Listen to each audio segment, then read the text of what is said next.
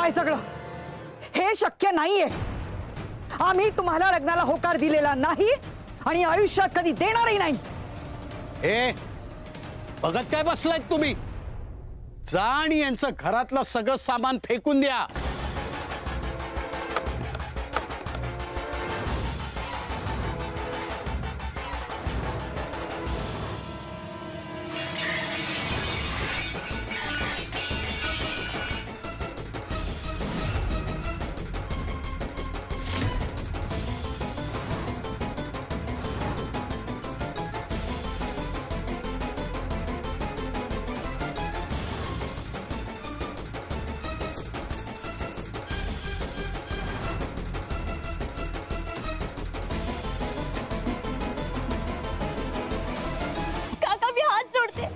विनंती करते, असं करू नका ना, थांबवा हे सगळं।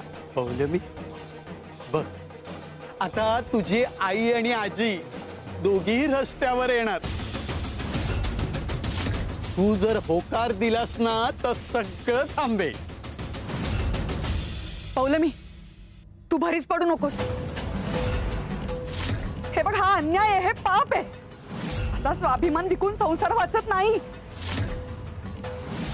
अगं पौलमी बाळा, आमच्यासाठी एवढा मोठा त्याग नको करूस। चुकीच्या मार्गाने जग वाचत नाही, चुकीच्या लग्नाने तुझं आयुष्य उद्ध्वस्त होईल। थांबवा हे सगळं, मी तयार आहे या लग्नासाठी।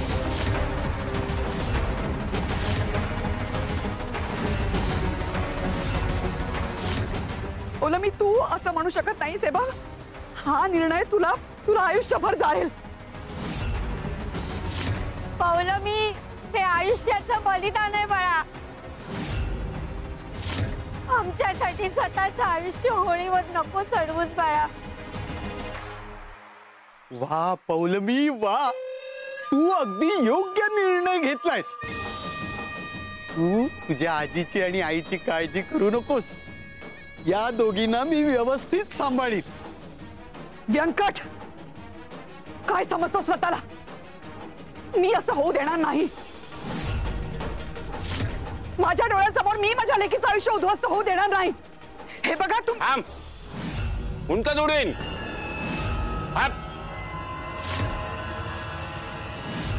जा, पटकन तयार हो, नाही नको फार वेळ लागेल। त्यापेक्षा असं कर, तू मुंडावळ्याच बांध फक्त।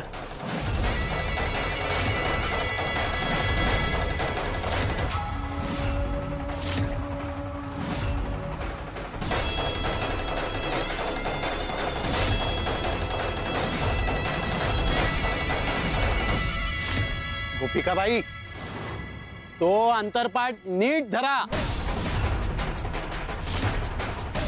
आणि चला पटापटा मंगलाष्टक म्हणा। शुभ मुहूर्त टळू देऊ नका।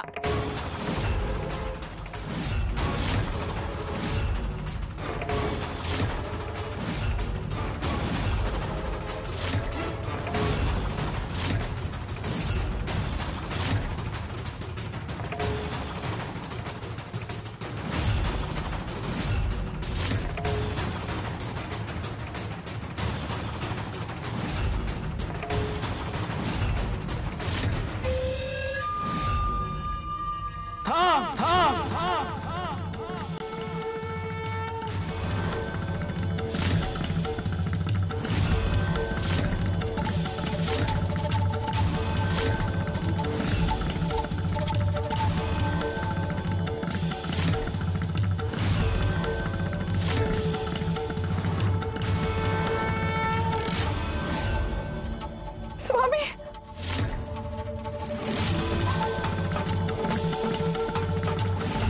स्त्रीच्या अश्रूंवर उभारलेलं लग्न हे विधी नसून अधर्म आहे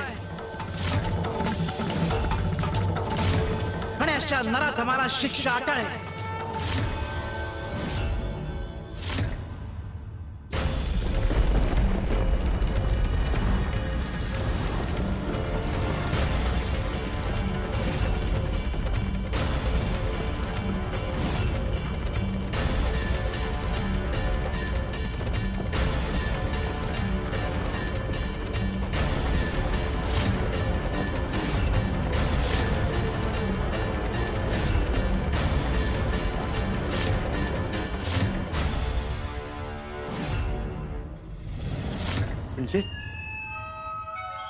म्हणजे हे स्वप्न होतं. स्वप्नात सुद्धा सगळं काही माझ्या मनाप्रमाणे घडत होतं. पौलमी माझ्या समोर उभी होती. राधा आणि गोपिकाबाई अगदी विवश होत्या. माझं लग्न लागणारच होतं. इतक्यात तो बुवा तिथे मध्ये कडमडला.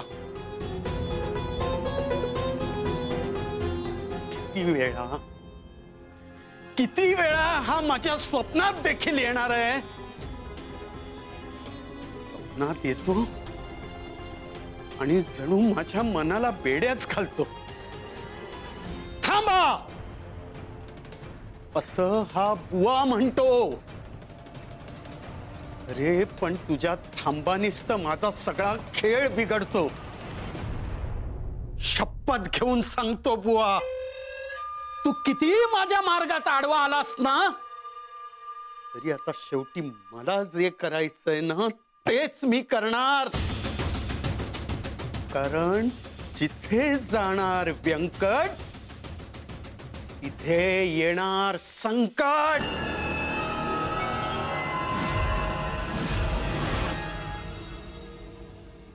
अगं राधा, काय करतेयस? सासूबाई मला माफ करा. माझ्या निर्णयामुळे तुमच्यावर आज उपासमारीची वेळ आली. लाज वाटते मला माझ्या असहाय्यतेची.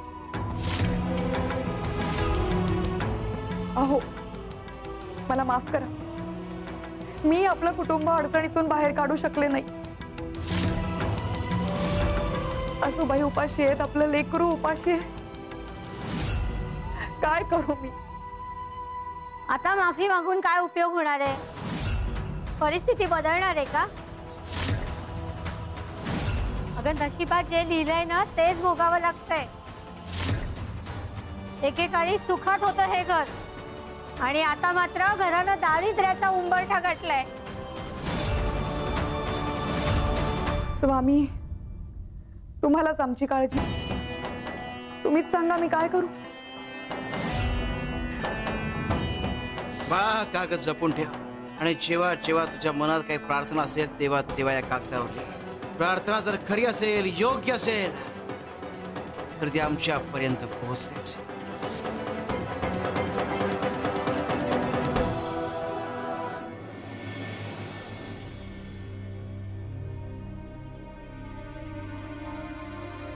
आई, आठवतंय ना स्वामी आजोबांनी मला हा कागद दिला होता.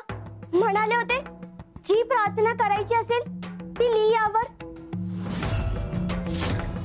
हा कागद माझ्यापर्यंत तुझ्या हातून यावा ही स्वामींचीच लीला. माझ्या आर्ततेचा प्रतिसाद त्यांनी आधीच देऊन ठेवला होता. व्यंकटच्या संकटातून सुटका होऊ देत ही प्रार्थना तू आधीच लिहिलीयस. आणि स्वामी म्हणाले एका वेळी एकच प्रार्थना लिहायची. म्हणून आता माझं मन जे सांगतंय तेच लिहिते. पौलमी, तू दौत घेऊन ये.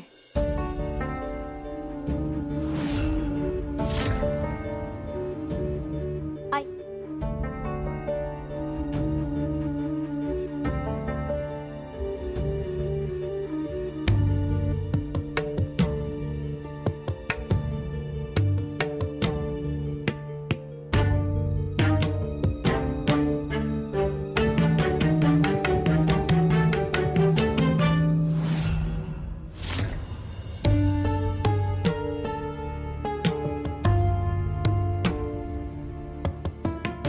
असं कागदावर लिहून स्वामींपर्यंत पोहोचेल का आपली प्रार्थना? आणि खरंच पूर्ण होईल का ही प्रार्थना? होईल सासूबाई, मला पूर्ण विश्वास आहे. माझ्यावर विश्वास ठेवा. स्वामींना भाव महत्वाचा आहे, शब्द नाहीत. आणि सासूबाई, आपल्या हृदयातली आर्तता जर खरी असेल ना तर स्वामी तो आवाज अंतर्यामी ऐकतातच.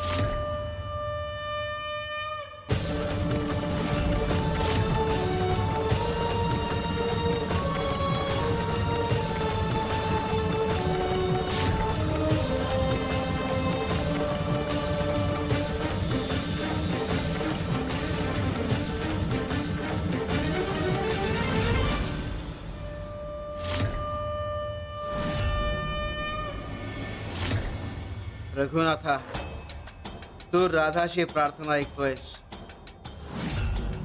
आणि तूही आमच्याकडे तीच प्रार्थना करतोयस.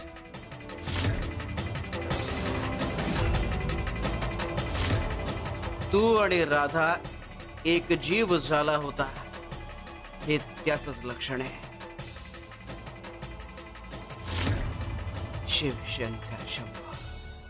स्वामी कुणाच्या ना कुणाच्या रूपाने येतीलच. कुठलं तरी निमित्त नक्की घडवतील. ही संकटाची वेळ आहे, पण त्यांचं करुणामय हृदय आपल्या मदतीसाठी धावून येईलच. श्री स्वामी समर्थ. कधी येणार आहेत स्वामी? आणि प्रत्येक वेळी आशाच करत बसायचं? निराशाच पदरी पडते आपल्या. किती स्वप्न रंगवणार आहोत आपण.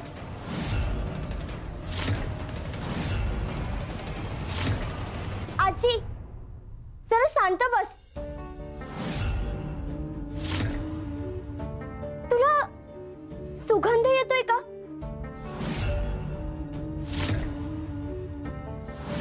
कुणीतरी गरम गरम स्वयंपाक बनवल्यासारखा वास येतोय.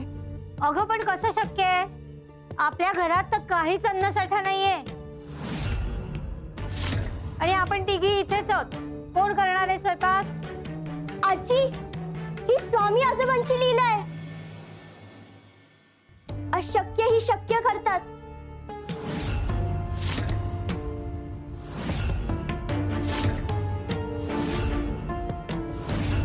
हा सुगंध तर स्वयंपाकघरातून येतोय आपल्या. अगं कसं शक्य आहे? थांबा, मी आलेच.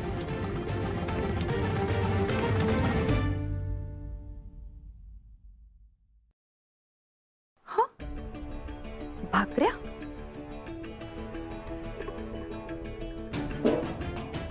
भात, शिरा, डाळ. हे कुठून आलं सगळं? मगाशी तरी सगळी पातेली रिकामी होती. हा सगळा स्वयंपाक.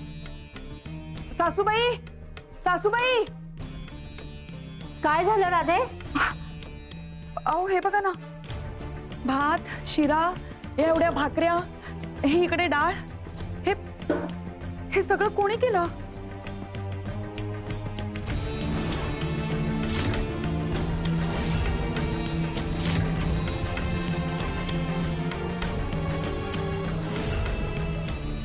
श्री स्वामी समर्थ.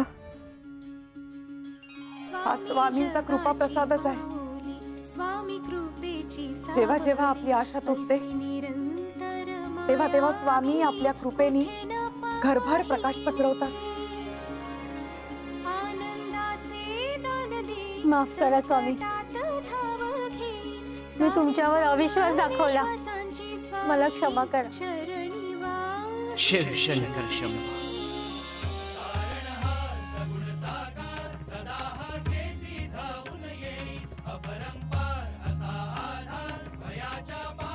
आमच्यावर विश्वास दर्शवला की आमची कृपा होते. दुःखात इतकी बुडाली होतीस की हार मारून मोकळी झालीस. माघार घ्यायला तयार झालीस. घर सोडून चालली होतीस. कपाळ मोक्ष करून घेतलास. अगं गोपिका खचली तेव्हा तूच धीर दिला होतास ना. मग आता तू का खचलीस? खरंय स्वामी, सासूबाईंना आधार मीच दिला. पण खरं तर मी मनातून खचले होते हो. कसं करणार होते सगळं. त्यातून हे पाऊल उचललं. मी चुकले स्वामी, मी चुकले. क्षमा करा. बसा काय.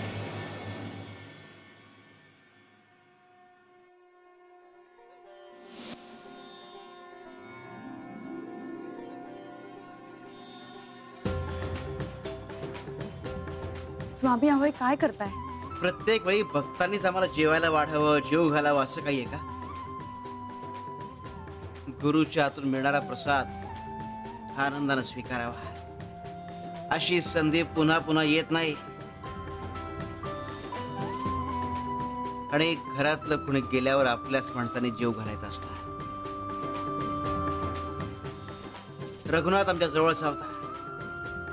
त्याच्या आठवणीत आम्ही तुम्हाला जीव घालतो असं समजा.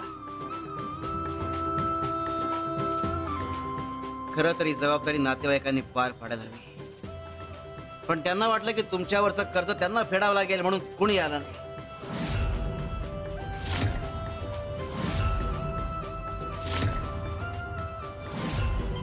हरकत नाही, आम्ही आहोत की. अरे आम्ही असताना गरज काय कोणाची? काळजी करू नका, आमचा आशीर्वाद सदैव तुमच्या पाठीशी आहे. 2 घास खाऊन घ्या.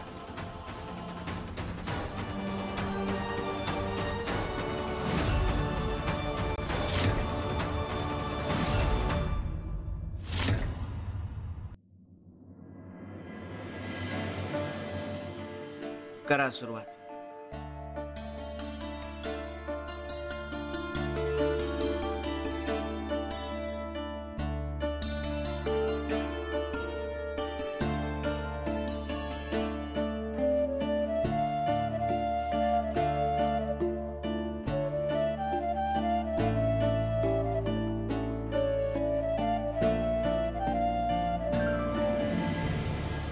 शिव शंकर शंभो. स्वामी, आम्ही धन्य झालो, पण हे गेले आणि मी मनातून पार खचले हो. आपलं माणूस केलं की खचायला होणारच, पण वेळी सावरायला हवा.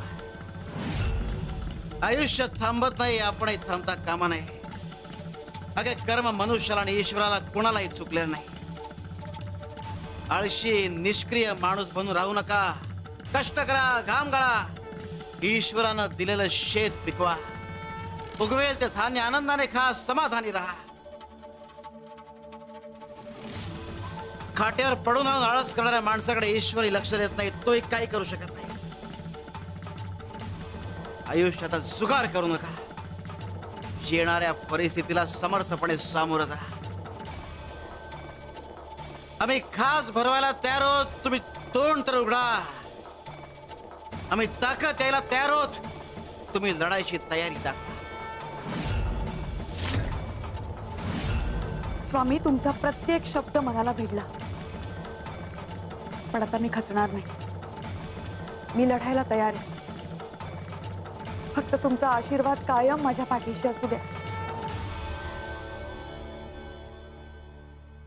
तू लढाईची तयारी दाखवलीस, यातच आरती लढाई जिंकलीस.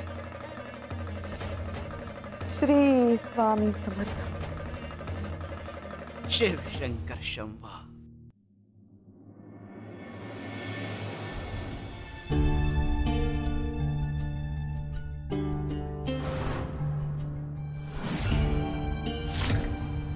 स्वामींच्या आसनावर ही बरणी कुणी ठेवली असेल?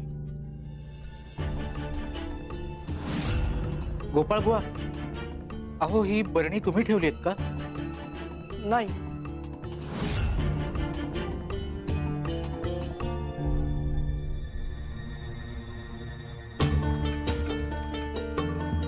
माई, गया बहिणी, अहो ही बरणी इथे कुणी ठेवली?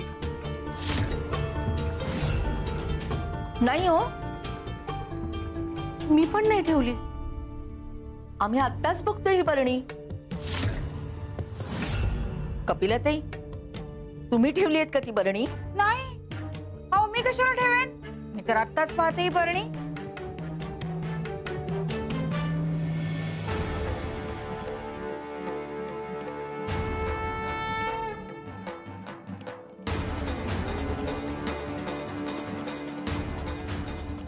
स्वामी, ही बरणी इथे ठेवण्याचं प्रयोजन?